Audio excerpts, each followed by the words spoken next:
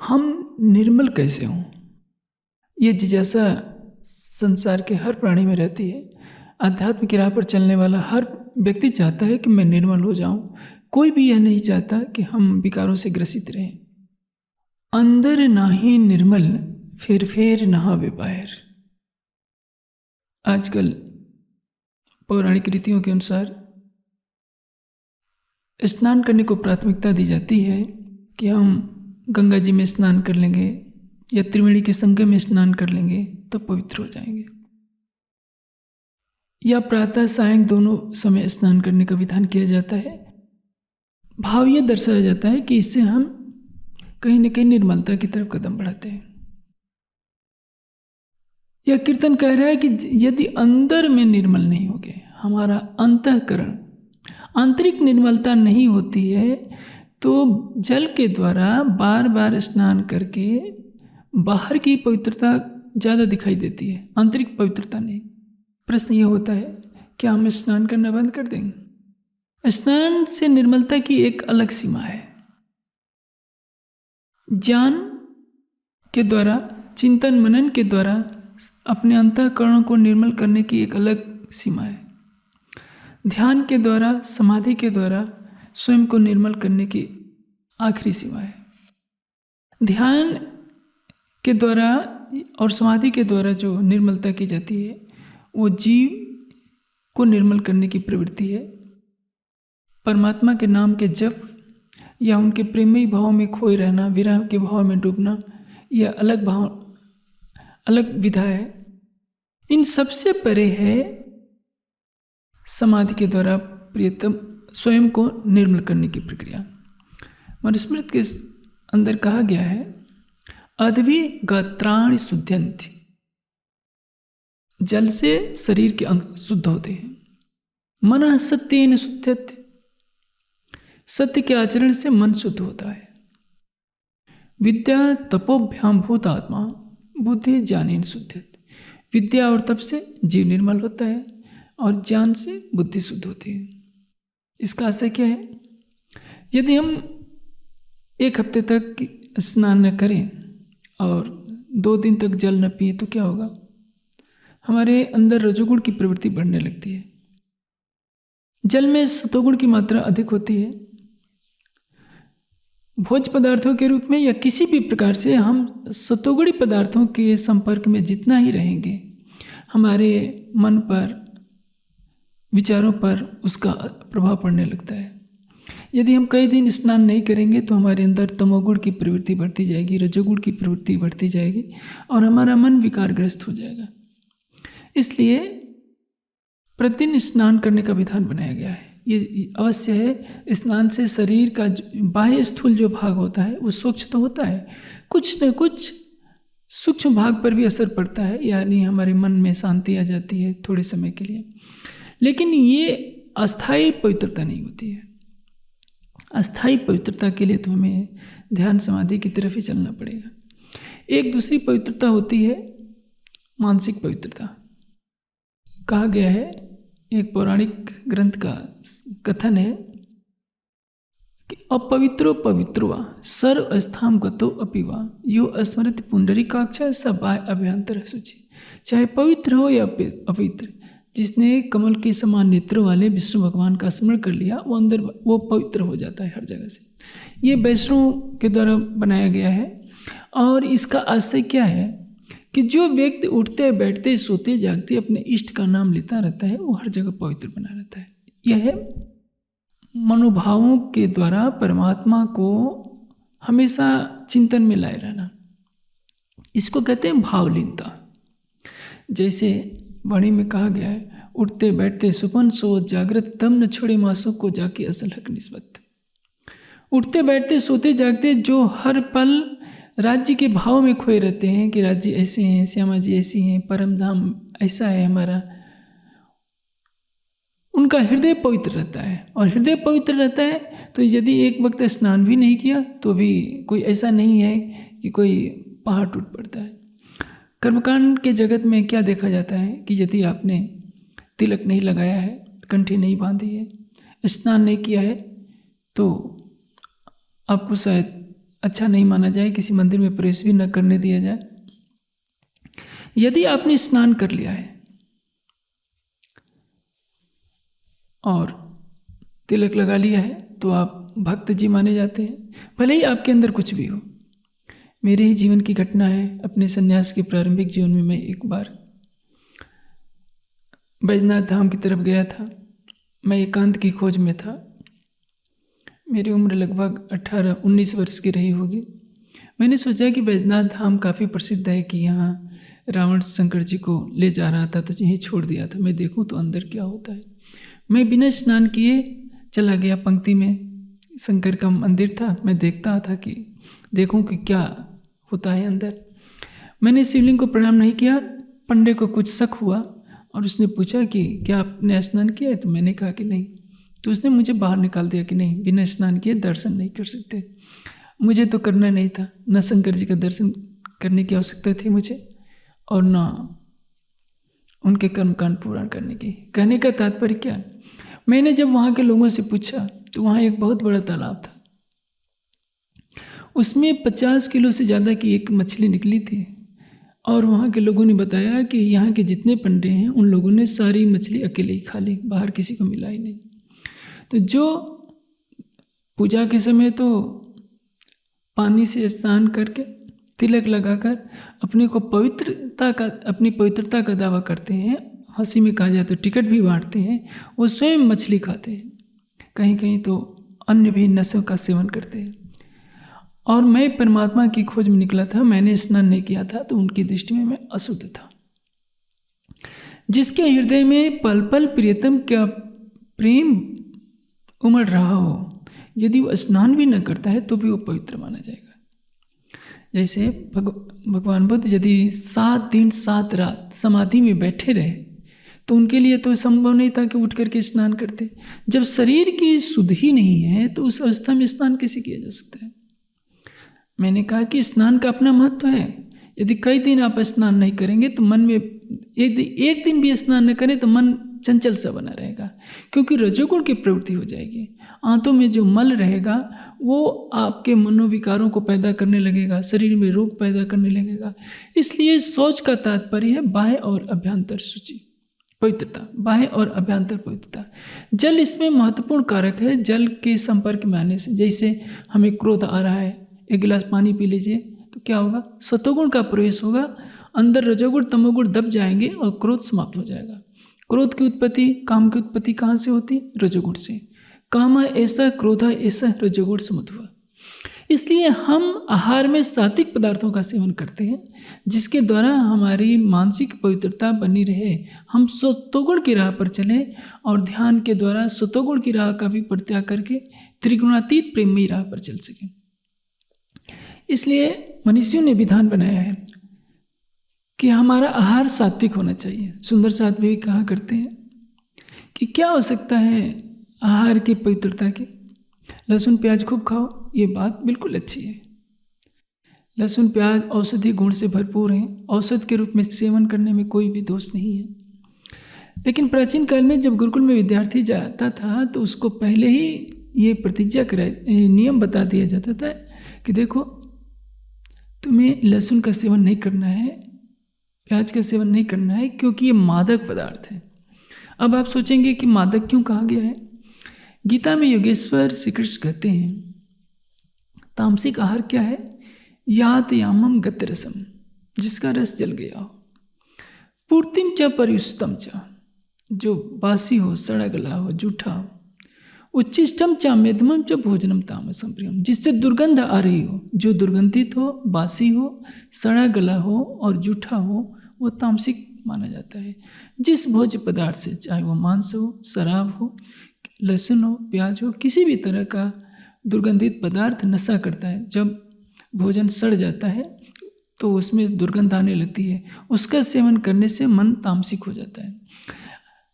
उपनिषदों ने कहा, छांदोग्योपनिषद में वर्णित है, आहार शुद्धौ सत्व शुद्धि। आहार की शुद्धि से बुद्धि की शुद्धता होती है। यदि आपने स्नान ही कर लिया है और मांसाहार करते हैं, आप दक्षिण भारत में चले जाइए, आश्चर्य होता है। मैंने तमिलनाडु के अंदर चेन्नई विश्वविद्यालय में जाकर के देखा, वहाँ जो आता है चपरासी से लेकर प्रोफेसर तक सब माथे पर तिलक लगाए हैं। और आश्चर्य ऐसा है कि उसमें 90% लोग मांसाहारी हैं। जब मांस खाना होगा ये जो पवित्र उतार देंगे, मांस खा लेंगे, फिर ये जो पवित्र मान लेंगे। ये कैसी विडंबना।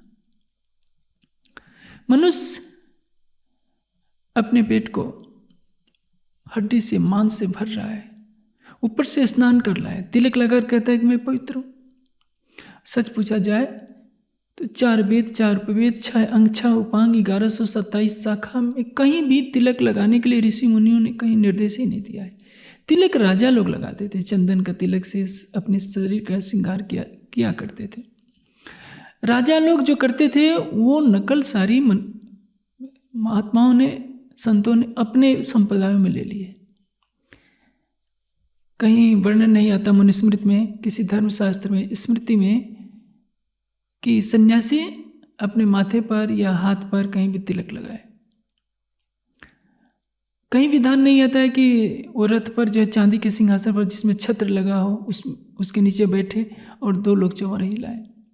ये तो राजाओं के ठाट बाट है। राजाओं के ठाट बाट को सन्यास में प्रवेश कराना कहीं ना कहीं धर्मशास्त्र की मर्यादा का उल्लंघन है। लेकिन आजकल यही प्रचलन चल पड़ा है। कुंभ में देखिए, जो भी हर संप्रदाय के बड़े बड़े आचार्य होते हैं, सेना की तरह उनके अनुयायी आगे पीछे चलते हैं और वो रथ पर सवार हो जाते हैं। उनके ऊपर छत्र लगा होता है, कुछ लोग चौर भी हिलाते झुलाते चलते हैं। कहीं न कहीं ये सन्यास की मर्यादाओं का उल्लंघन है। चांदी के सिंहासन पर बैठने के लिए कहीं मनुस्मृति में विधान नहीं किया गया है। सन्यासी तो जैसे एक चक्रवर्ती सम्राट होता है, चक्रवर्ती सम्राट की शोभा है सोने के महल में रहने से। चतुरंगड़ी सेना है, उसके सिर पर सोने का मुकुट होता है, हीरे मोतियों के हार होते हैं। लेकिन जैसे चक्रवर्ती सम्राट है वैसे भारतीय संस्कृति में परिव्राट है। परिव्राट का तात्पर्य क्या है? एक ऐसा सन्यासी जिसमें ज्ञान है, वैराग्य है, विवेक है और वो सारे संसार को भौतिक सुखों का परित्याग करके परब्रह्म की राह पर चलने की प्रेरणा दे रहा हो। स्वाभाविक है कि सन्यासी के लिए भी आवश्यक है कि वो लौकिक सारे बंधनों का परित्याग कर दे। न उसको चांदी का सिंहासन मुंह में डाले, न छत्र चंवर और न प्रशंसा करने वाली भीड़। लेकिन आज कलयुग में यही चल रहा है। मैं तो केवल एक दृष्टांत दे रहा था कि आहार की हमारे जीवन में कितनी महत्ता है, आहार की शुद्धता की। कोई भी संस्कृत रही हो, यदि उसने आहार में विकृति कर दी तो निश्चित है कि पतन हो जाता है। इसलिए कहा है आहार शुद्धो सत्व शुद्धि, सत्व शुद्धि ध्रुव स्मृति। आहार की शुद्धि से बुद्धि की शुद्धता होती है और बुद्धि की शुद्धता से हमारी स्मृति ध्रुव अटल होती है। स्मृति लब्धे सर्व ग्रंथिनाम विप्रमुक्षा। और यदि हमारी स्मृति अटल हो जाती है तो अज्ञानता की सभी ग्रंथियों से हमारा छुटकारा हो जाता है और हमारी चेतना समाधि में स्थित हो जाती है। इतना लाभ है शुद्ध आहार के करने से। जैसे जल के द्वारा हमने शरीर को पवित्र किया। हमने कल्पना कीजिए, हम दक्षिण भारतीय हैं, एक दृष्टांत के रूप में कावेरी में गोदावरी में स्नान किया और फिर तिलक लगाकर मांस का भक्षण करने बैठ गए, तो इससे क्या लाभ? हम किसी मंदिर के कुछ हैं और यदि हमारा आहार विहार शुद्ध नहीं है तो हमारा ये स्नान, हमारा ये तिलक, हमारी माला हमें कभी पवित्र नहीं कर सकते। जो आहार जल के रूप में हम सात्विकता के रूप में लेते हैं उससे हमारा मन अवश्य पवित्र होगा कुछ समय के लिए। स्थायी पवित्रता के लिए हमें समाधि का अवलंबन लेना ही पड़ेगा। इसको एक दृष्टांत से समझ सकते हैं। जैसे प्राथमिक कक्षा यानी 1 से 5वीं तक भी कोई पढ़ने जाता है तो क्या कहते हैं? मैं पढ़ने जा रहा हूँ।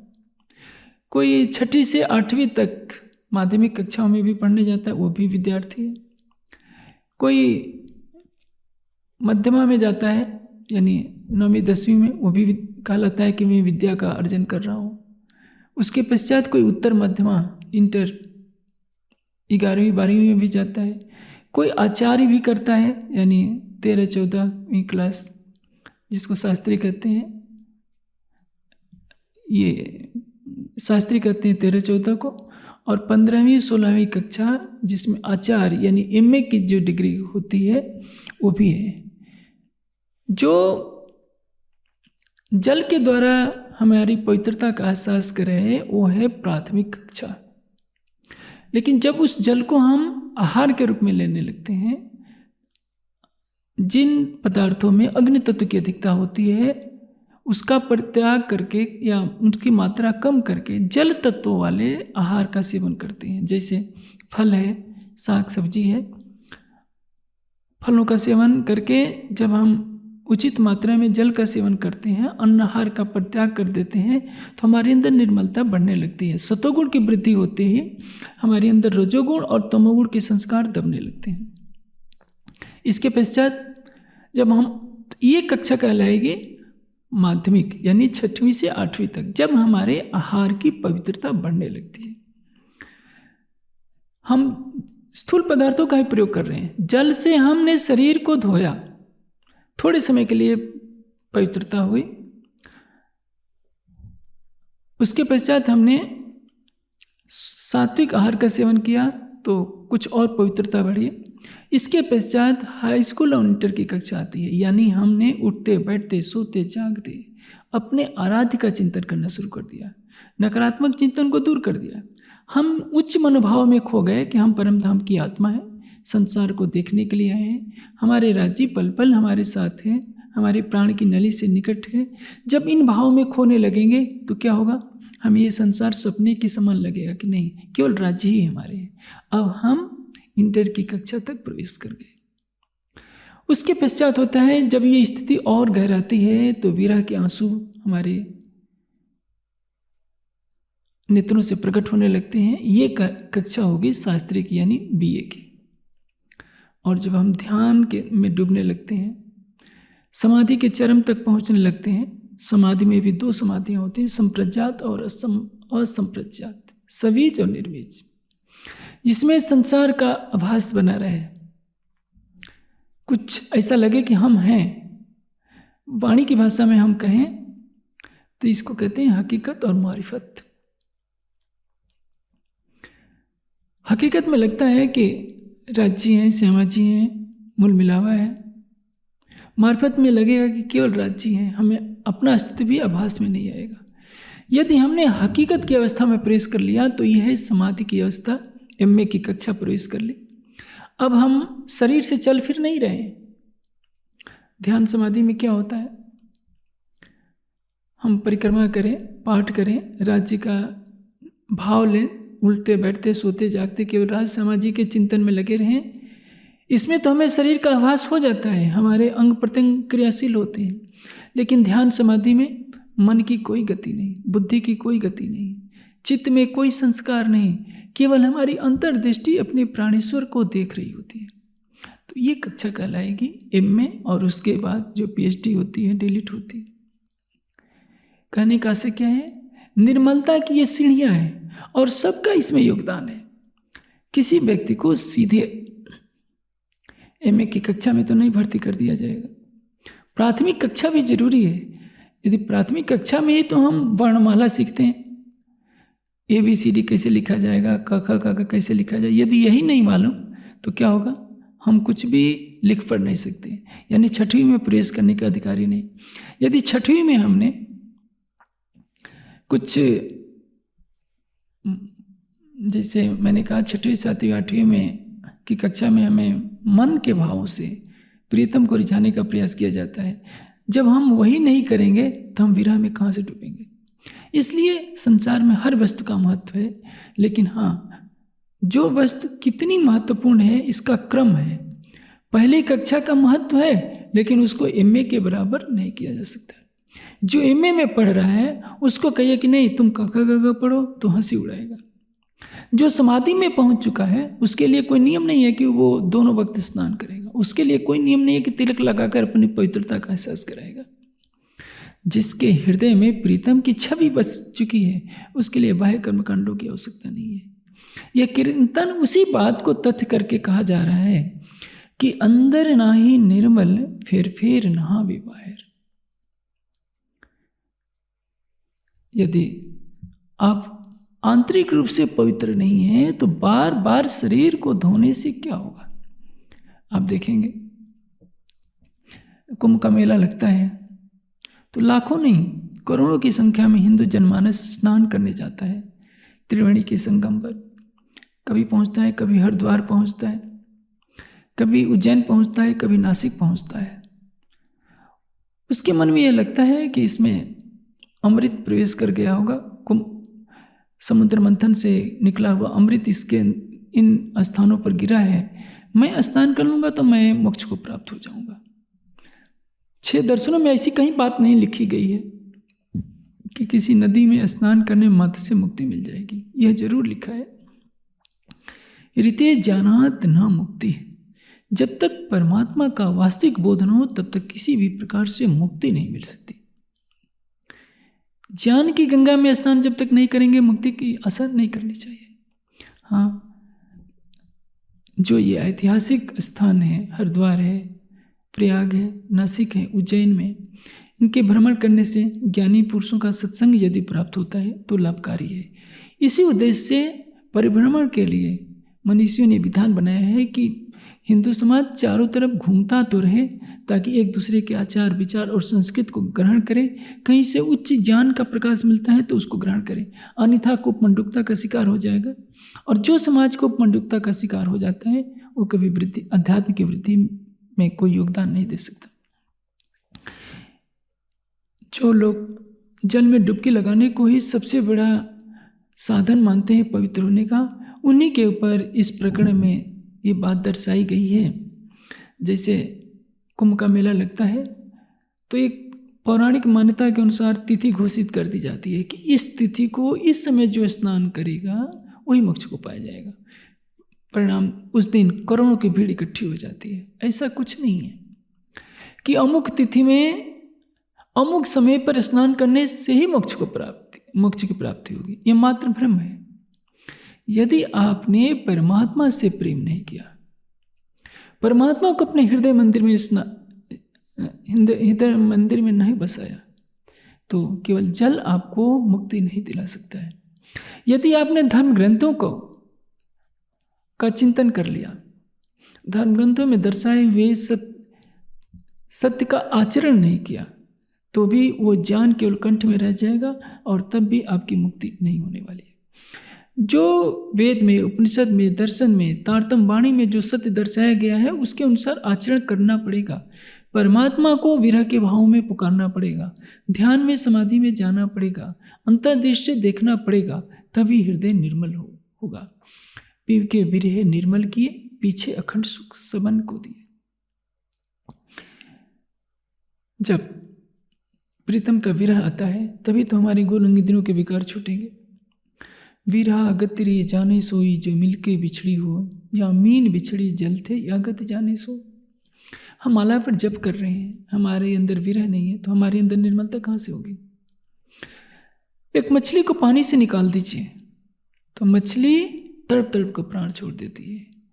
मछली का जीवन ही तो जल है, जल के बिना वह रह नहीं सकती। उसी तरह से यदि हम भी सोचें कि प्रीतम के बिना हम एक पल रह नहीं सकते, हमारा जीवन निस्वार्थ है, तभी तो हम निर्मलता की तरफ कदम बढ़ाएंगे। इसलिए वाणी में कहा है, मोमिन अर्श बका बिना रह न सके एक पल, जो हौज कौसर की मछली दिन हयाती व जल। परम धाम की ब्रह्मात्मा परम धाम के बिना एक पल भी रह नहीं सकती, क्योंकि वह क्या है? जैसे हौज कौशल की एक मछली की दृष्टांत दिया गया है। प्रीतम के प्रेम रूपी हौज कौशल में क्रीड़ा करने वाली ब्रह्मात्मा एक मछली के समान है, जिससे उसको निकाल देंगे तो तड़प तड़प कर प्राण छोड़ देंगे। तभी तो कहा गया है, आशिक इन चरण की। ब्रह्म सृष्टि क्या है? धनी के चरणों की आशिक है। आशिक इन चरण की, आशिक के रूह चरण, और धनी के चरण कमल ही आशिक ब्रह्म सृष्टि के जीवन के आधार है। ये जुदाई की क्यों कहे, सहे मासूक बिना अपने तन। हमें एहसास करना होगा कि प्रीतम से हमारा संबंध कैसा है। तभी तो धाम धनी कहते हैं, ये मूल मिलावा अपना नजर दीजिए इत, पलक न पीछे फेरिए, जो इश्क अंग उपजत। एक पल के लिए भी हमें अपनी दृष्टि नहीं हटानी है। हमने तो मूल मिलावे को ध्यान में लिया नहीं, केवल 5 चौपाई पढ़ ली या रासमा 5 मिनट बैठ करके जप कर लिया, कुछ परिक्रमा कर ली, कुछ तिलक लगा लिया, तो क्या इससे अस्थायी पवित्रता तो नहीं आएगी? कुछ देर के लिए थोड़े से मन को शांति मिल जाएगी। हम सोच लेते हैं कि हमने लक्ष्य प्राप्त कर लिया, ये भूल है। सारे प्रेम का सागर, आनंद का सागर, ज्ञान का सागर, निस्बत का सागर, वो अक्षरातीत जब तक हमारे हृदय मंदिर में नजर ना आ जाए तब तक हमें अस्थायी पवित्रता नहीं मिल सकती। इसी संबंध में ये चौपाई हमें कह रही है, अंदर नाही निर्मल फिर नहावे बाहर, कर दिखाई कोट बेर। हे साची, कर दिखाई कोट बेर, इसमें सबके लिए संबोधन है। सुंदर साथ के लिए भी कीर्तन है और प्रवाही जनों के लिए भी। कर दिखाई कोट बेर, ऐसा करके तो आपने करोड़ों बार में दिखा दिया है कि देखो हम स्नान कर रहे हैं। एक महात्मा जी थे आश्रम में, शीतलहरी भी होती थी तो दिन में कई बार नहाते थे, 3 बार 4 बार 5 बार। मैंने पूछा कि अरे भाई इतनी ठंडक है, बार बार क्यों नहाते हो? कहने लगे कि नहीं नहाऊंगा तो लोग कहेंगे कि जीव सृष्टि है। तो स्नान करने का से ब्रह्म सृष्टि नहीं बना जाता। हाँ, ब्रह्म सृष्टि होगी, वो कहाँ नहाएगी? अर्श के जल में। पाक न होइए इन पानी है, चाहिए अर्श का जल। नहाइए हक के जमाल में, तब होइए निर्मल। हक के जमाल, राज्य के सौंदर्य में, यानी चितवनी में। नहाइए हक के जमाल में, तब होइए निर्मल। राज्य के जमाल में नहाएंगे, यानी अपनी सुरता को मूल मिला में ले जाकर राज्य की शोभा श्रृंगार में डुबो दीजिए। राज्य के चरण कमल कैसे हैं, होठ कैसे हैं, मुखारविंद कैसा है, घुघराले बाल कैसे हैं, हृदय कमल कैसा है, अंगुलियां कैसी हैं, हाथों की नाखून कैसे हैं। जब इन अंगों की शोभा को देखेंगे तो क्या होगा? हम स्वतः ही निर्मल होते जाएंगे। लेकिन यदि हम केवल पानी मात्र से अपने को धो लिए, चंदन तिलक लगा लिए, मालाएं लकड़ी की डाल ली गले में, तो इससे हम पवित्रता का दावा करते हैं, तो हमारी भूल है। कहा जाता है कि कंठी क्या है? हमारी सुहाग की निशानी है। सुहाग की निशानी कंठी नहीं है। ये तो सारी दुनिया गले में माला पहन लेगी तो क्या ब्रह्म सृष्टि हो जाएगी? हमारे सुहाग की निशानी है हमारा अटूट प्रेम, अटूट विश्वास, जिसको कहते हैं ईमान और इश्क। और इन 2 पंखों से ही ब्रह्म सृष्टि परम धाम की उड़ान भरती है। चाहे दुनिया का सारा कार्य छूट जाए, ऐसा कोई भी दिन नहीं गुजरना चाहिए जिसमें हमने अपने प्राणेश्वर अक्षरातीत को अपने हृदय मंदिर में न बसाया हो। यदि हम प्रतिदिन रात को सोने से पहले और प्रातःकाल उठते ही अपनी आंखें बंद कर संसार को भुलाकर कुछ पलों के लिए भी आधे घंटे, 1 घंटे, 2 घंटे, 3 घंटे, जितनी शक्यता हो उतने समय के लिए सच्चे हृदय से विरह के भाव में राज्य को देखने का प्रयास किया, राज्य के नख से सिख तक युगल स्वरूप की शोभा श्रृंगार में अपने को डुबोने का प्रयास किया, तो निश्चित है कि उनके सौंदर्य में अपनी आत्मा को डुबाने का फल ये होगा कि वही प्रेम रूपी जल हमारे हृदय को निर्मल कर देगा और ऐसी अवस्था में हमें लक्ष्य तक पहुंचा देगा। लेकिन यदि हम केवल पानी से ही बार बार धोते रहेंगे, कर दिखाई कोट बेर तो ही ना मिलो करतार, यदि हम करोड़ों बार इस तरह की बाहर की बंदगी दिखाते रहें, बार बार पानी से अपने को धोते रहें, फिर भी वाणी करिए तो ही ना मिलो करतार, हमें राज्य मिलने वाले नहीं। जैसे मैंने अपनी आप बीती कही कि उस शिव के मंदिर में जब मैं 18 साल का था, हमको पंक्ति से बाहर निकाल दिया गया कि तुमने स्नान नहीं किया है, तुम्हें शंकर जी के दर्शन नहीं हो सकते। जो आनंद का सागर है वो तो हृदय मंदिर में बसता है। बाहरी स्नान आवश्यक है लेकिन परम आवश्यक नहीं है। सामान्य व्यक्ति के लिए आवश्यक है, दैनिक दिनचर्या में आवश्यक है कि हर व्यक्ति प्रतिदिन स्नान करे, एक बार तो अवश्य करे। लेकिन कहना है कि 3 बार करना पड़ेगा। 7 बेर चौका देवो, लकड़ी जलाओ धोए जल। वैष्णव लोग तो ऐसे ही कर्मकांड करते हैं। भोजन जिस लकड़ी से जलाएंगे उस लकड़ी को भी धोएंगे और तब जलाएंगे। छूत छात में सारी उम्र गुजार दी।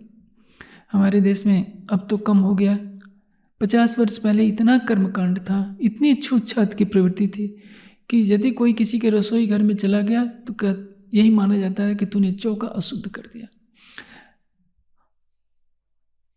विवेकानंद ने ये बात बहुत अच्छी कही थी कि हमारा इष्ट देवता क्या है? भात की हांडी। और मंत्र क्या है? मुझे मत छुओ, मैं पवित्र हूं। खाने पीने में छूत छात ही सब कुछ धर्म बन गया था। किसी से किसी का शरीर छू जाए, किसी का किसी से बर्तन छू जाए तो इसमें अपवित्रता मान ली जाती थी कि तुम्हारा धर्म नष्ट हो गया। धर्म तो कभी नष्ट होता ही नहीं। धर्म से ही तो सृष्टि है। जो सत्य है वही धर्म है, और जो धर्म है वही सत्य है, और सत्य ही तो परमात्मा है। वेद कहते हैं सत्येन उत्वित्ता भूमि। ये सारी पृथ्वी सत्य से टिकी हुई है, धर्म से टिकी हुई है। हमसे कोई छोटी जात का शरीर का स्पर्श हो जाए, उसका छुआ पानी हम पी लेते हैं तो क्या कहते हैं? अरे तुम तो धर्म भ्रष्ट हो गए, तुम्हारा धर्म नष्ट हो गया। ये एक विकृति है। हमने उसके अंदर की चेतना को तो नहीं देखा। गीता कहती है विद्या विनय संपन्ने ब्राह्मणे गविहस्तिन सुनिचय सोपाके च पंडिता समदर्शिना।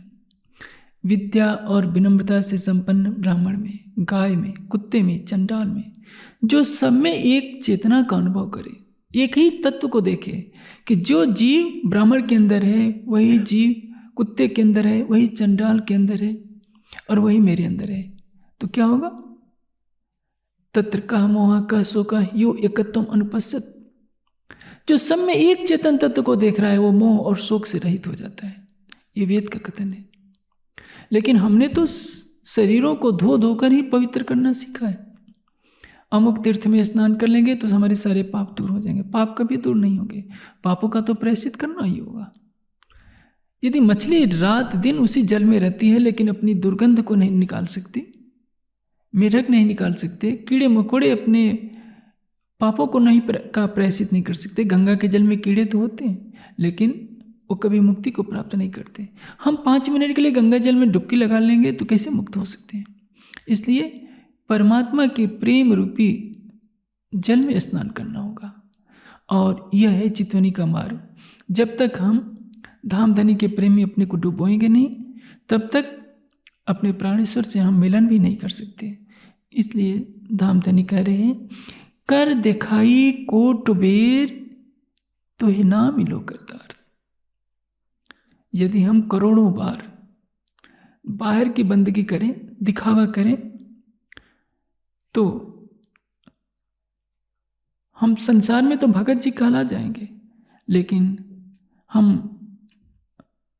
अंदर को निर्मल जब तक नहीं कर पाते, विरह के भाव में चितवनी में लग करके, तब तक न निर्मल होंगे न धनी को पा सकते हैं। कोट करो बंदगी। बंदगी का तात्पर्य क्या है? यहाँ जो बंदगी कही गई है वो जाहिरी बंदगी। भीड़ है, हम परिक्रमा कर रहे हैं। आप देखते हैं हनुमान जी का मंदिर हो, शंकर जी का मंदिर हो, देवी का मंदिर हो, लोग लेट लेट करके परिक्रमा करते हैं। थोड़ी सी परिक्रमा नहीं, कई कई किलोमीटर से अपने तीर्थों में आते हैं, लेट लेट कर जमीन पर आते हैं। मैं एक बार जा रहा था, दोपहरी में एक महात्मा जी सड़क के किनारे लेट लेट कर सहारनपुर से आगे चल रहे थे और मत्था टेकते जाते थे। उनको जाना था शाकुंभरी, यानी सहारनपुर से अभी बहुत आगे दूर है, कम से कम 30-40 किलोमीटर दूर होगा बेहट्स की तरफ। उतनी दूर तक उस बेचारे महात्मा को जमीन पर लेट लेट कर मत्था टेक करके जाना था। मैं उस दृश्य को देख करके बहुत दुखी हुआ कि इस दोपहरी में बेचारा ये महात्मा श्रद्धा के तो वशीभूत होकर जमीन पर धूल में लेटता हुआ जा रहा है। खड़ा होता, लेट कर प्रणाम करता, फिर खड़ा होता, फिर लेट कर प्रणाम करता। मैंने सोचा कि यदि इसको तत्वज्ञान मिल गया होता तो किसी जगह वृक्ष की शीतल छाया में बैठकर यह ध्यान लगाकर चाहे जिस भी इस पर इसकी श्रद्धा हो, कुछ तो आत्मिक लाभ कर ले पाता। उपनिषद कहते हैं यह आत्मन तिष्ठति अंतरो यम आत्मा न वेद यस आत्मा शरीरम। जो आत्मा के अंदर अंतर्यामी रूप से विद्यमान है लेकिन आत्मा उसको नहीं जानती। यह घटना तो हमारे ऊपर भी लागू होता है। वाणी में एक बार नहीं न जाने कितनी बार कह दिया, ऊपर तले अर्श न कहिया अर्श कहिया मोमिन कलूब। परम धाम देखा जाए कहीं और नहीं है। कहाँ है? कलूबे मोमिन अर्शे मनस्थ। ब्रह्मात्मा का दिल ही तो धनी का धाम है। अर्श तुम्हारा मेरा दिल है इत आए करो आराम। हम इस पंक्ति को बहुत जोर जोर से भाव में विह्वल होकर के गाया करते हैं, इसको चरितार्थ नहीं कर पाते। अर्श तुम्हारा मेरा दिल है इत आए करो आराम, सेज बिछाई रुच रुच के यही तुम्हारा विश्राम। मैंने अपने हृदय की अर्श, हृदय रूपी अर्श दिल की को सेज्जा बनाया है और रुच रुच करके सेज्जा बिछाई है। विरह के भावों से पलंग, ज्ञान का पलंग लगा रखा है, विरह की सेज्जा लगा रखी है, समर्पण का तकिया लगा रखा है और मेरी अंतरात्मा पुकार रही है कि मेरे आराध्य, मेरे सर्वस्व, मेरे प्राण जीवन, आप मेरे हृदय की सेज्जा पर आकर विराजमान हो जाइए। यदि हम ऐसा कर लेते हैं तो हम जाहरी बंदगी से बच जाएंगे। खुलासा में स्पष्ट कहा है, ये जो फर्ज बंदगी जाहरी लिखी हक से दूर, और बंदगी हक की जो जाहरी बंदगी है हमें हक से दूर करती है। ये जो बंदगी नासूद की करे हक से दूर। हमारी इंद्रियों से, शरीर से जो भी भक्ति हो रही है वो हमें राज्य से कहीं ना कहीं दूर करती है। और बंदगी रूह की करे हक के नजीक। रूह की बंदगी क्या है? हम शरीर को भुला दें। स्त्री हैं, पुरुष हैं, बच्चे हैं, युवा हैं, वृद्ध हैं, सब भूल गए। हमें इतना एहसास न हो कि कहाँ बैठे हैं ये भी ना हो। राज्य के ध्यान में इतना खो जाए कि हमें केवल अपनी आत्मा दिखे कि मैं परमधाम की आत्मा हूँ। मेरा नख से सिक तक श्रृंगार वही है जो श्यामा जी का है। मेरा रूप रंग भी वैसा ही है जैसा श्यामा जी का है। और उन्हीं भाव में होकर जब हम सुरता से मूल मिलाप में पहुँचेंगे तो हमें प्रीतम का दीदार होगा। यदि हम जोर जोर से आरती की चौपाइयाँ गाएं या मेहर सागर की चौपाइयाँ गाएं, खूब नाचें, खूब उछलें, खूब कूदें, तो संसार के लोग हमें कहेंगे तो देखो कितने बड़े भगत जी हैं, राज्य के प्रेम में डूब रहे हैं। लेकिन हमारी आत्मा को क्या मिलेगा? यदि पूरी रात हम गाते बजाते ही रहें, ढोलक पीटते रहें, कंगारुओं की तरह उछलते कूदते रहें, तो भी यदि हमारी सुरता मूल मिलावे में नहीं पहुंचती है तो राज्य का दर्शन कैसे होगा? हाँ, अपनी इस जाहरी भक्ति से संसार के लोगों को हम प्रभावित कर सकते हैं। सब लोग देखेंगे कि ये कितने राज्य में मगन है। मैं ये नहीं कहता कि ये बिल्कुल ही गलत है, लेकिन कोई महाप्रभु चैतन्य महाप्रभु की तरह नृत्य करे, मीराबाई की तरह नृत्य करे तो मुझे कोई आपत्ति नहीं। लेकिन मीरा और चैतन्य की तरह श्रद्धा नहीं, समर्पण नहीं, हृदय में निर्विकारता नहीं, तो उस तरह के बाह्य उछल कूद से हमारे अंदर किसी भी तरह की निर्मलता नहीं हो सकती है। इसी तरह कह रहे हैं, कोट करो बंदगी बाहर हो निर्मल। बाहर हो निर्मल का तात्पर्य हमने अच्छे अच्छे साफ सुथरे कपड़े पहन लिए, शरीर को खूब साफ सुथरा सजा लिया, संवार लिया, माथे पर तिलक लगा लिया, जो यह दर्शा रहा है कि अब हम साफ सुथरे हो गए हैं। जैसे आप तमिलनाडु में जहाँ भी जाएंगे कहीं भी तिलकधारी लोग मिल जाएंगे, हर जगह तिलक लगाने का प्रचलन है। लेकिन आपको ये नहीं मालूम है कि जो तिलक लगाया है वो घर से मांस खा करके आया है। मांस नहीं छोड़ेंगे भले ही तिलक खूब लगाए। तो यह क्या है? कर्मकांड की भक्ति। कोट करो बंदगी बाहर हो निर्मल। करोड़ों प्रकार की भक्ति का हम दिखावा कर लें, माला पर जप कर लें कि हमने 1 करोड़ राज्य का तारतम पाठ कर लिया है। आश्चर्य की बात कही जाती है कि हमें परम धाम का ज्ञान मिला है, हम नकल करते हैं किस संसार वालों की। कितनी बार तारतम का मंत्र का जप कर लेने के बाद ये सिद्धि मिल जाएगी कि जो कहोगे वही हो जाएगा, तो इससे क्या कौन सी उपलब्धि होगी। योग दर्शन में क्या लिखा है, तत् जप तदर्थ भावनम, अर्थ की भावना से उसका जप होना चाहिए। माला पर जप करने का कहीं विधान नहीं है, कहीं गिनने का वर्णन ही नहीं है। अर्थ के भाव में डूब करके उसका जप हो। और जप 3 तरह के होते हैं। एक तो होता है मानसिक, मन में, जिसमें जीभ ना हिले, होठ ना हिले।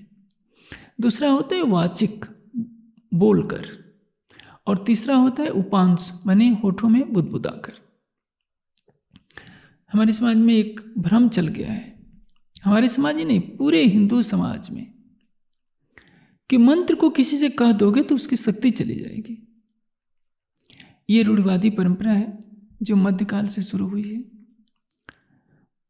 मध्यकाल में शिक्षा का स्तर गिरता गया, शूद्र और नारी को तिरस्कार की दृष्टि देखा गया। इसलिए कर्मकांडी लोगों ने विधान बना दिया कि मंत्र को सार्वजनिक रूप से नहीं कहना है, नहीं तो शूद्र भी सुन लेगा और स्त्री भी सुन लेगी। वह युग ऐसा था जिसमें ज्ञान का प्रकाश था नहीं। शूद्र और नारी को सताने के लिए तरह तरह के ग्रंथों में मिलावट की गई और ये कहा गया कि यदि स्त्री वेद का एक अक्षर पढ़ लेती है तो उसकी जीवा काट लो, और शूद्र के कान में यदि वेद का एक अक्षर पड़ जाए, गायत्री मंत्र पड़ जाए, तो उसमें शीशा पिघला करके डाल दो। यह अत्याचार था। लोगों ने यह भुला दिया कि अपाला, घोषा और गार्गी कितनी महान ऋषिकाएं हुई हैं जिन्होंने समाधि अवस्था में वेद मंत्रों का साक्षात्कार किया। गार्गी ने जनक की सभा में याज्ञवल्क्य जैसे ब्रह्मवेत्ता को भी पराजित कर दिया था। क्या बिना वेद पढ़े ही गार्गी इतनी महान विदुषी बन चुकी थी? सीता जी प्रतिदिन संध्या करती थी, हवन करती थी। जब भगवान राम बन जाने लगे तो उसमें कौशल्या जी भी हवन कर रही थी, संध्या कर रही थी। प्रत्येक आर्य नारी संध्या करती रही है, हवन करती रही है। क्या बिना वेद मंत्रों के कोई भी नारी हवन कर सकती है, संध्या कर सकती है? जब विवाह होता है, विवाह में कुछ मंत्र वधू को पढ़ने होते हैं। यदि उसने वेद पढ़ा ही नहीं तो वेद मंत्र का उच्चारण कैसे कर सकती है? इसलिए अत्याचार धर्म के नाम पर किया जाता है, धर्म को आगे कर दिया जाता है और स्वार्थी लोग अत्याचार करते हैं कि इसको मंत्र नहीं सुनाने देना। गायत्री मंत्र तो सारे विश्व के लिए है, हर वर्ग के लिए। वेद का ज्ञान जैसे सूर्य का प्रकाश सबके लिए होता है, हवा सबके लिए होती है, उसी तरह से तारतम वाणी का ज्ञान सारे विश्व के लिए, किसी जाति विशेष के लिए नहीं, किसी वर्ग विशेष के लिए नहीं, किसी स्थान विशेष के लिए नहीं। मैं अभी वही बात कह रहा था कि आध्यात्मिक क्षेत्र में अज्ञानता के बंधन में समाज को कैसे डाला जाता है और समाज पर कैसे भ्रम फैला दिया जाता है। मंत्र का जप मानसिक, वाचिक और उपांश 3 तरह से होना चाहिए। जब मानसिक जप सर्वोपरि है। किस तरह से? जप का उद्देश्य क्या होता है? जैसे योग दर्शन ने कहा, अर्थ के भावों में डूबकर उसका जप हो। यानी जो हमारी चित्तवृत्ति संसार में भटक रही है, जब हम उसके अर्थ के भावों का जप करते हुए हम चिंतन करेंगे तो परिणाम क्या होगा कि हमारी एकाग्रता बढ़ती जाएगी और आराध्य के प्रति समर्पण का भाव होगा। लेकिन यह नहीं समझना चाहिए कि मंत्र को हमने किसी को सुना दिया तो इसकी शक्ति चली जाएगी। इसलिए कान में जो फूंकने का विधान है वह भी मध्यकाल की देन है। चारों वेदों में, उपनिषदों में, चारों उपवेदों में 6 अंग 6 उपांग में कहीं भी नहीं लिखा है, किसी स्मृति में नहीं लिखा है कि कान में मंत्र फूंका जाए। बल्कि मंत्र क्या है? मननात् मंत्र, मनन करने से वो मंत्र है। उसमें परमात्मा का ज्ञान निहित होता है। उपदेष्टा जिज्ञासु को बोध कराता है कि इस मंत्र में यह सत्य है, इसको तुम्हें आचरण में उतारना है। तारतम की 6 चौपाइयों में क्या कहा गया है? जब ये सुख अंग में आवी तब छूट जाए विकार। परम धाम का जब सुख हो जाए आएगा तो माया के सारे विकार हमसे दूर हो जाएंगे। तारतम में निर्देश दिया गया है कि हमें ब्रह्मवाणी का चिंतन करना है। परम धाम की पहचान, अक्षरातीत की पहचान सबको देनी है और धनी को अपने दिल में बसाना है। यदि हम ऐसा करते हैं तो हम ब्रह्मशिष्टि हैं, अन्यथा हमें सुंदर साथ कहलाने का अधिकार नहीं। यदि इसको हम चरितार्थ करते हैं तो तभी हमारे जीवन की सार्थकता है। यदि हम केवल कान में फूंक मारना शुरू कर दें तो क्या होगा? हमारी आत्मा जागने की राह से भटक जाएगी। इसी को दर्शाया गया है, कोट करो बंदगी बाहर हो निर्मल।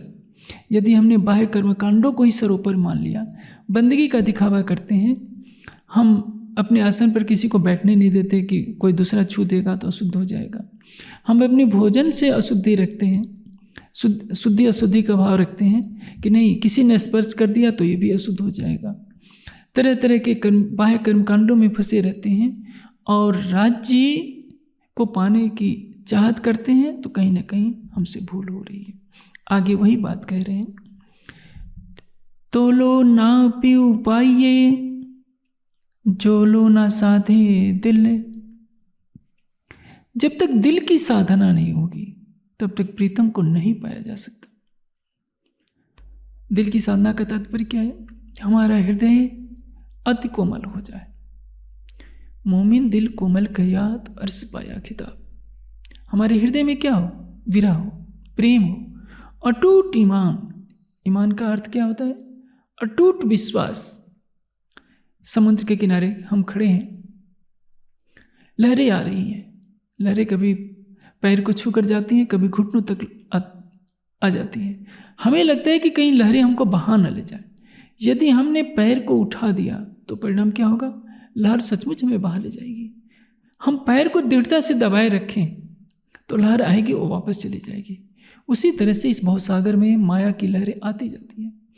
कभी दुख होता है, कभी सुख होता है, कभी रोग घिर लेता है, कभी पारिवारिक कष्ट झेलने पड़ते हैं, पैसे की तंगी हो जाती है, और ऐसे समय में हमारा ईमान डगमगाने लगता है कि लगता है कि राज्य हमारे साथ है ही नहीं, राज्य हमारे ऊपर कृपा नहीं कर रहे हैं। तो ऐसे राज्य से क्या लाभ? इससे तो अच्छा है कि हम हनुमान जी की शरण में चले जाएं, देवी देवताओं की शरण में चले जाएं। हमारे समाज में भी तो ऐसे ही होता है, कहीं अनुसुईया जी की जय बोले जा रहे हैं, कहीं हनुमान जी की जय बोले जा रहे हैं। एक निष्ठा ही नहीं है कि सच्चिदानंद परब्रह्म हमारी आत्मा का प्रीतम है, उसके प्रति हमारी एक निष्ठ भावना तो हो। इसी को तो पतिव्रता साधन कहते हैं। पतिव्रता पणे सेविये राज्य ने क्यों कहा? हमसे अच्छे तो संसार के वो प्रवाही लोग भी हैं जो गीता के इस कथन को याद रखते हैं। गीता में क्या कहा है? भक्ति कैसी होनी चाहिए? अव्यभिचारिणी, एकनिष्ठ प्रेम राज्य से। राज्य के सिवाय हमारे हृदय में अक्षरातीत के रूप में कोई और प्रतिष्ठित न हो सके। इसलिए योगेश्वर श्री कृष्ण कहते हैं, पुरुषः सह परः पार्थ भक्त्या लभ्य तु अनन्यया। अनन्या का तात्पर्य क्या है? उसके सिवा हमारे हृदय मंदिर में कोई और हो ही न हो। इसको कहते हैं दिल की साधना, यानी हमने अपने हृदय मंदिर में अपने आराध्य को बसा दिया। जैसे कमरे में अंधकार फैला हो, बल्ब जला देते हैं, थोड़ी देर में अंधकार भाग जाता है। हमारे हृदय में माया का अंधकार फैला हुआ था लाखों जन्मों से। यह हृदय काम, क्रोध, मद, लोभ, अहंकार, विकारों से भरा हुआ था। इस हृदय के अंदर चित्त में जन्म जन्मांतरों से विषय वासनाओं के संस्कारों का बहुत बड़ा बोझ चला आ रहा था। मन पांचों विषयों में चारों तरफ भागता फिर रहा था, कहीं रूप में, कहीं रस में, कहीं गंध में, कहीं शब्द में, कहीं कोमल स्पर्श में भागता फिर रहा था कि इससे सुख पालूं, इससे सुख पालूं। हमारे अहंग में रूप का अहंग था, धन का अहंग था, विद्या का अहंग था, प्रतिष्ठा का अहंग था। ये सारे विकारों के पहाड़ हमारे हृदय मंदिर में बसे हुए थे, अंधकार के बनकर। जैसे ही हमने दृढ़ निष्ठा के साथ अपने हृदय मंदिर में अपने प्राणेश्वर को बसाया, हमारे हृदय से माया का अंधकार सारा दूर हो गया और यह बन गया जो लो न साधे दिल। यह है दिल की साधना। दिल की साधना के लिए हमें आहार की सात्विकता को प्राथमिकता देनी ही पड़ेगी। कितना भी बड़ा से बड़ा योगी हो, कितना भी बड़ा से बड़ा विद्वान हो, यदि आहार में पवित्रता नहीं रखता, सात्विकता नहीं रखता, तो उसका पतन निश्चित है। भगवान बुद्ध ने कहा था कि जो भिक्षा में जो कुछ मिलता है उसको ग्रहण करो, फरमाइश ना करो कि हमें ये चीज़ मिले, तो और उसे ही ग्रहण करो। उनके शिष्यों ने विकृत अर्थ क्या कर दिया कि यदि भिक्षा में कोई मांस भी दे देता है तो उसको खा लो। परिणाम क्या हुआ? आज पूर्वोत्तर भारत में जाइए, कई जगह के बौद्ध भिक्षु मांस भी खाते हैं। वैदिक समाज में जब मांसाहारी लोग बढ़ गए, मांस खाने की तृष्णाएं बढ़ गई, तो उन्होंने पशुओं की हत्या करा करके हवन कराना शुरू कर दिया वामार्गियों ने। परिणाम क्या हुआ? जिस वेद में अलौकिक ज्ञान भरा पड़ा है, जिसको अपौरुषेय कहते हैं, उस वेद का खंडन गौतम बुद्ध को करना पड़ गया। जिस वेद में यजुर्वेद के पहले मंत्र में कहा गया है कि यजमान पशुन पा, हे यजमान तू पशुओं की रक्षा कर, जिसमें विधान है कि यदि लकड़ी में चींटी भी पड़ी हो तो उस लकड़ी को अग्निकुंड में न प्रयोग किया जाए। उसमें कैसे संभव है कि ये विधान कर दिया जाए कि गाय की, घोड़े की और मनुष्य की काट करके आहुति दी जाए? लेकिन ऐसा ही होने लगा था, धर्म की विकृत व्याख्या करके, वेद मंत्रों का उल्टा आशय करके। क्योंकि जो कर्मकांडी लोग थे, जो पुरोहित थे, उनमें ही मांस भक्षण की प्रवृत्ति पैदा हो गई थी। मांसाहार बड़ी से बड़ी सभ्यता को, बड़ी से बड़ी संस्कृति को नष्ट कर सकता है। जो अध्यात्म के पथ पर चलने वाले हैं उनको रजोगुणी और तमोगुणी आहार का परित्याग करना ही पड़ेगा। जब आहार शुद्ध होगा तो बुद्धि शुद्ध होगी, बुद्धि शुद्ध होगी तो उनका चिंतन सही होगा। यदि हमारा आहार ही तामसिक हो गया, हम मांस का सेवन करते हैं, शराब का सेवन करते हैं, नशीले पदार्थों का सेवन करते हैं, हम गांजा पिए, भांग पिए और कहें कि हम ध्यान समाधि लगाते हैं, तो ये भ्रम है। जब तक आहार की शुद्धि नहीं होगी तब तक हमारे मन में पवित्रता नहीं आ सकती है किसी भी स्थिति में। इसलिए धामधनी ने क्या कहा है? खाना तमाकू छोड़ दो, मांस मछली पीना तमाकू छोड़ दो, मांस मछली सब, शराब और सब कैफ, पर दारा चोरी करो न कब। न तो हम तमाकू खाएं न पिएं, चाहे गुटखा हो, चाहे तमाकू हो, चाहे बीड़ी हो, चाहे सिगरेट हो, किसी भी तरह का मांस ही नहीं, जिन पदार्थों से दुर्गंध आती हो, जो सड़े गले हो, उसका भी सेवन नहीं करें। आहार की शुद्धि से बुद्धि की शुद्धता होगी और उसके पश्चात हमें क्या करना होगा? ब्रह्म का चिंतन, उठते बैठते सोते जागते, केवल युगल स्वरूप की शोभा श्रृंगार का ही चिंतन, कि कोई नकारात्मक चिंतन नहीं, किसी का अनिष्ट चिंतन नहीं। परिणाम क्या होगा? अब हमारा दिल सधने लगेगा। सधने का तात्पर्य क्या है? धनी की राह पर चलने लगेगा। और जैसे विरह के भाव बढ़ने लगेंगे, हमारा हृदय निर्मल होता जाएगा। काम क्रोध जितने विकार हैं सारे हमारे हृदय से छूमंतर होते जाएंगे और एक दिन हमारा हृदय धनी के प्रेम में लग जाएगा। इसी को कहते हैं तोलो ना पी पाइये जो लो ना साधे दिल। प्रीतम को तब तक नहीं पाया जा सकता जब तक हमें दिल की साधना ना हो, हृदय को साधना पड़ेगा। हृदय ही तो प्रीतम का मंदिर है। सारा हिंदू समाज कृष्ण की पूजा करता है लेकिन कृष्ण के उपदेशों को नहीं मानता। योगेश्वर श्री कृष्ण कहते हैं ईश्वर सर्वभूतानां हृदय से तिष्ठति अर्जुन, लेकिन कौन अपने हृदय मंदिर में देखना चाहता है? सब तो बाहर भाग रहे हैं। अभी गणेश उत्सव का त्यौहार आया, अरबों रुपया मूर्ति बनाने में, विसर्जन में भेंट चढ़ गया। अभी दशहरा का त्यौहार आ रहा है, पूरा बंगाल लाखों पशुओं की बलि चढ़ा देगा, दुर्गा की मूर्तियां बनाएगा, फिर कुछ समय पानी में प्रवाहित कर देगा। पूरे उत्तर भारत में ऐसा किया जाएगा।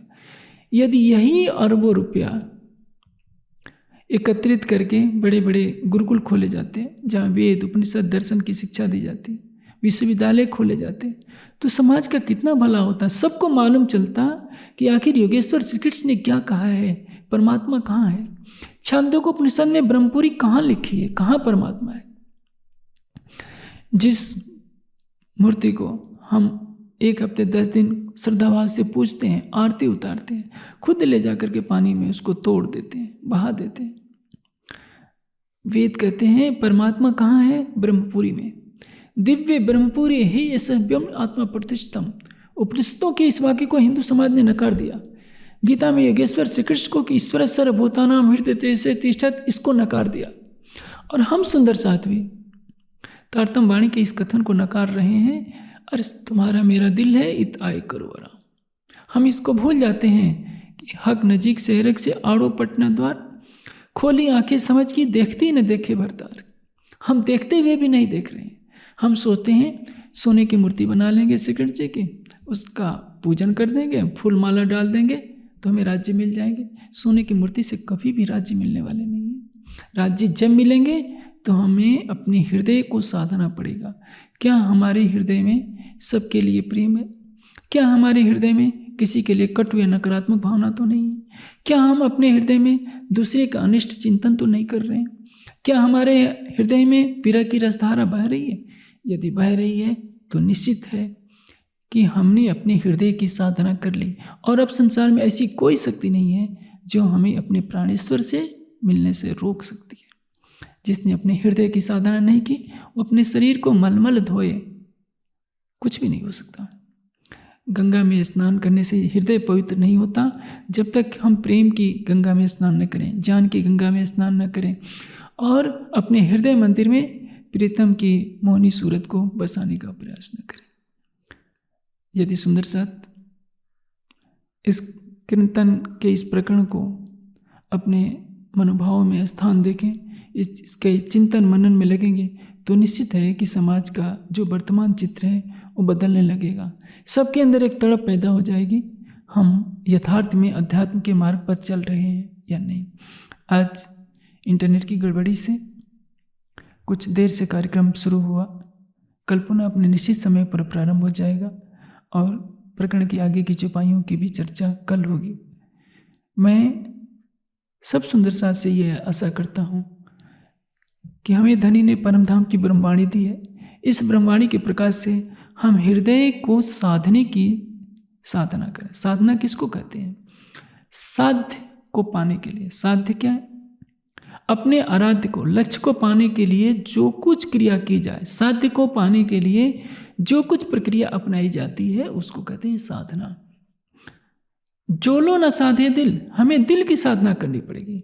हमारा दिल प्रेम के, अटूट ईमान, विश्वास के, विरह के भाव से भरपूर हो, ज्ञान की शक्ति हो तो निश्चित है कि धाम धनी हमें अपने धाम हृदय में ही मिल जाएंगे, कहीं भागने की आवश्यकता नहीं।